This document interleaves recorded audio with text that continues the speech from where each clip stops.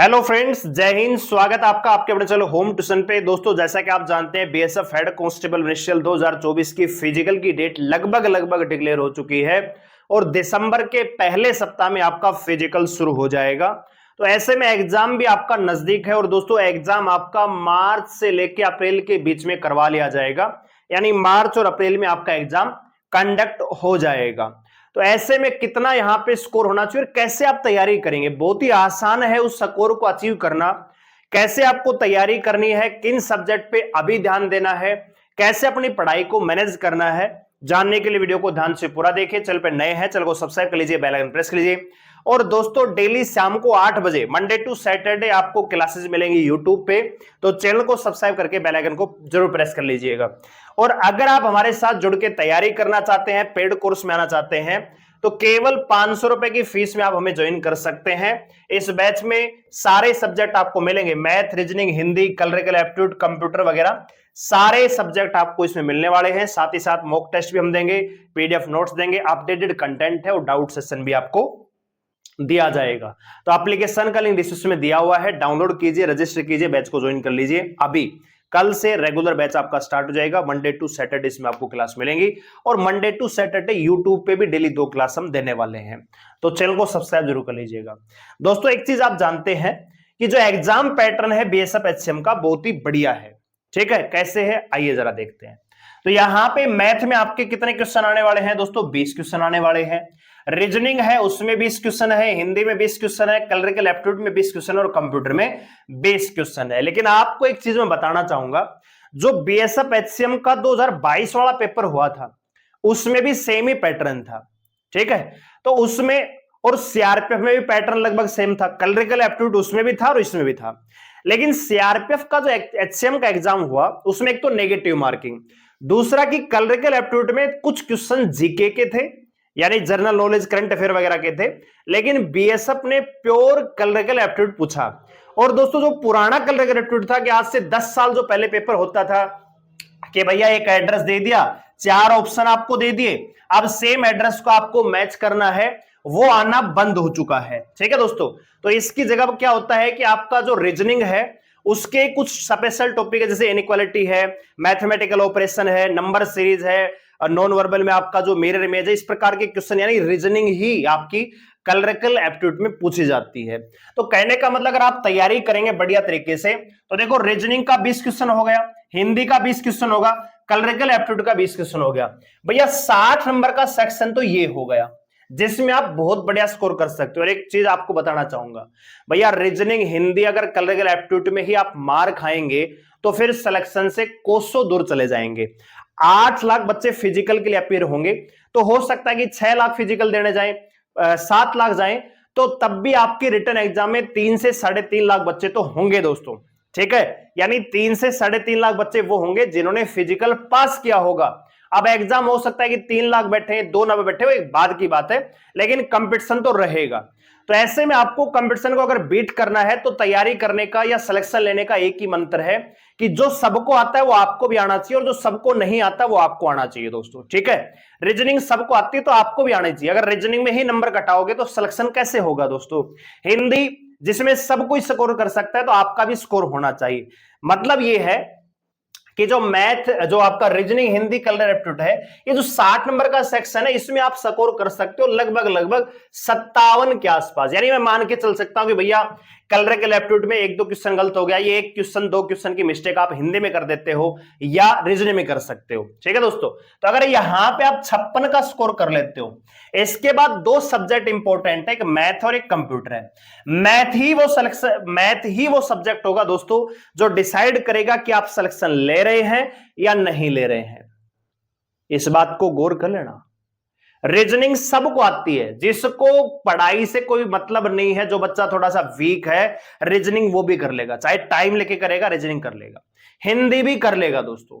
कलरिकल aptitude में आनी ही reasoning है तो वो भी कर लेगा, लेकिन बच्चा अटकता है मैथ में और कंप्यूटर में। अब कंप्यूटर में प्रकार से आप जीके के तौर पे ले सकते हैं, एक प्रकार का सामान्य ज्ञान ही है। तो 20 क्वेश्चन में 10 क्वेश्चन, जैसे भैया ईमेल का आविष्कार किसने किया, माउस किसने आविष्कार किया, मॉनिटर क्या होता है, सॉफ्टवेयर, हार्डवेयर, इंटरनेट से संबंधित, वो क्वेश्चन आराम से अटेम्प्ट कर सकता है अगर पढ़ेगा तो। लेकिन बात आती है मैथ में। मैथ में दो ही चीज होती है, या तो मैथ आता है या फिर नहीं आता। ठीक है, तो मैथ अगर आपका वीक है और आप चाहते हैं कि स्कोर करे मैथ में, तो बिल्कुल बेसिक लेवल से एक एक टॉपिक डिटेल से पढ़ाया जाएगा। तो आइए, पेड कोर्स में मात्र 500 रुपए की फीस है। 500 रुपए में आजकल 2 महीने 3 महीने का रिचार्ज कराओगे तो उसमें लग जाता है, और 3 महीने आपका कोर्स मिल रहा है और आप सिलेक्शन ले लेंगे दोस्तों। ठीक है, तो अभी जो आपको तैयारी करना है, जो फोकस करना है दोस्तों, वो आप किसी 3 सब्जेक्ट पे कर सकते हो। देखो पांचों आपके, देखो आप तो स्टूडेंट हो, है ना, तो पढ़ाई का ही काम है। आप चाहो तो पांचों को ध्यान दीजिए, कोई दिक्कत वाली बात नहीं है। आप यहां पे मैथ को भैया 3 घंटा डेली दे दीजिए, रीजनिंग को भैया 30 मिनट बहुत है, एक मॉक टेस्ट, हिंदी को 1 घंटा दीजिए, एप्टीट्यूड को 1 घंटा दे दीजिए, और कंप्यूटर को 2 घंटा दे दीजिए। तो अगर आप देखेंगे तो 3 4 5 2 7 7.5 8 घंटे अगर आप डेली स्टडी कर रहे हैं तो आराम से सिलेक्शन निकाल लेंगे। लेकिन एक चीज है कि आप कोल्लू के बैल की तरह सभी सब्जेक्ट को पढ़ रहे हैं, इससे अच्छा यह है कि ये जो 7 घंटे आप दे रहे हो पढ़ाई को, मान लीजिए 7 घंटे आप सभी में बांट रहे हो, इसकी वजह यह है कि 7 घंटे में 4 घंटा दीजिए आप मैथ को और 3 घंटा दीजिए आप कंप्यूटर को। तो आप देखेंगे कि मैथ बहुत जल्दी कंप्लीट हो जाएगा, कंप्यूटर भी बहुत जल्दी कंप्लीट हो जाएगा, और ये वो सब्जेक्ट है जो थोड़े टिपिकल पढ़ेंगे। तो इसमें आगे चल के जब आप कम टाइम देंगे तो इनका रिवीजन हो जाएगा और ये सब्जेक्ट आपके तैयार हो जाएंगे। कहने का मतलब ये है कि अगर रीजनिंग, क्लरिकल एप्टीट्यूड एग्जाम से अगर 20 से 25 दिन पहले भी पढ़ोगे तब भी अच्छा स्कोर कर लोगे, लेकिन रीजनिंग के चक्कर में मैथ वीक रह गया तो फिर सिलेक्शन होगा ही नहीं, और फिर बाद में आपका यही होगा कि सर 2 नंबर से रहेगा, 3 नंबर से रहेगा, 4 नंबर से रहेगा। बात आ रही समझ में? तो ये सबसे ज्यादा इंपॉर्टेंट है आपको ये जानना कि कैसे तैयारी करनी है। ठीक है, आप चाहो तो सभी सब्जेक्ट को टाइम दे सकते हो, बहुत अच्छी बात है, लेकिन मेरा ये मानना है कि शुरुआत में उन टॉपिक्स को टाइम दीजिए, क्योंकि अभी आपके पास टाइम है। अभी फिजिकल होगा, उसके बाद फिजिकल की रिपोर्ट जाएगी, फिर एग्जाम की डेट डिक्लेयर होगी, यानी अप्रैल के आसपास एग्जाम होगा। तब तक आप कोई 2 सब्जेक्ट जो आपके वीक हैं, हो सकता है किसी का रीजनिंग वीक हो, किसी का हिंदी वीक हो, तो 2 या 3 सब्जेक्ट पकड़िए जिनको अच्छे से टाइम दीजिए। अगर आप डेली 7 घंटा पढ़ रहे हैं तो भी आप अच्छे से मैनेज कर सकते हैं। 3 घंटा मैथ को दीजिए, 3 घंटा आप कंप्यूटर को दीजिए, 1 घंटा आप चाहो तो क्लरिकल एप्टीट्यूड या फिर रीजनिंग वगैरह को दे सकते हैं। यानी मैं आपको मोटे तौर पे बताना चाह रहा हूं कि अभी आपको सभी सब्जेक्ट को टाइम देने की आवश्यकता नहीं है। ठीक है, अभी आप फोकस कीजिए मैथ पे, और दूसरा सब्जेक्ट वो जिसमें आप वीक हैं। ठीक है, कोशिश कीजिए कि अभी नवंबर है, नवंबर, दिसंबर और जनवरी के मिड तक मैथ और कंप्यूटर को उंगलियों पे कर लीजिए, डिट्टो होना चाहिए। और फिर जनवरी से जब आपका इनका रिवीजन होगा सिलेबस होने के बाद, तो इनका मैथ का, कंप्यूटर का रिवीजन चलता रहेगा और बाकी सब्जेक्ट का टाइम बढ़ जाएगा। तो उस समय आप इनको भी प्रिपेयर कर सकते हो, आराम से बहुत अच्छा स्कोर कर सकते हो दोस्तों। ठीक है, बाकी आपके ऊपर डिपेंड है। तो आज के हमारी वीडियो का जो टाइटल है वो ये कि टारगेटेड स्कोर क्या होना चाहिए। बहुत सारे बच्चे पूछ रहे थे कि किसी ने वीडियो बनाई है कि एक बार जो आपकी प्रेफरेंस वाली पोस्ट नहीं मिली तो उस पर दूसरी नहीं मिलेगी। हमने वीडियो ऑलरेडी प्रोवाइड कर रखी है। तो मैं आपको बताना चाह रहा हूं कि कितना स्कोर आप करेंगे तो सिलेक्शन हो जाएगा। तो आपको दोस्तों मिनिमम, ठीक है, मैक्सिमम तो भैया 100 में से 100 कर सकते हो, आपके अंदर कैपेसिटी है तो।